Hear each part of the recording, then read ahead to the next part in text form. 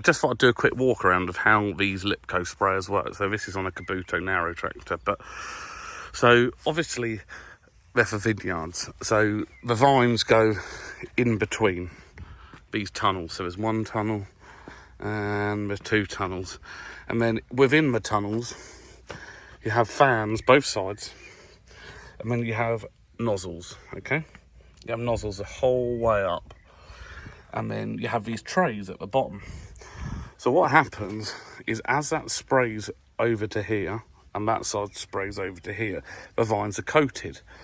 But what's clever about these is all the liquid drips down here and ends up in here, and then this sucks that up, and then it goes through these filters, and then it comes back into the top of the Lipco.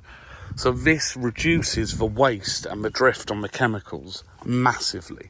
It's 90% more efficient. I know it looks very, very complicated, but it's not too bad. But yeah, I just want to show you, I'll show you the control unit and how it all works. So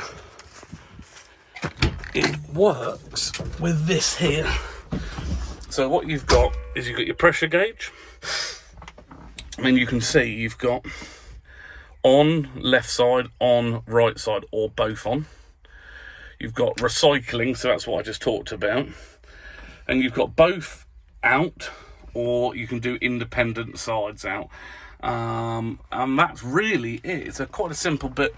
It looks complicated, and I'm sure it could go wrong, but that was just a quick video. So everyone, if you like this video and you want to see more and learn more, please subscribe, share and like, and I'll catch you all soon.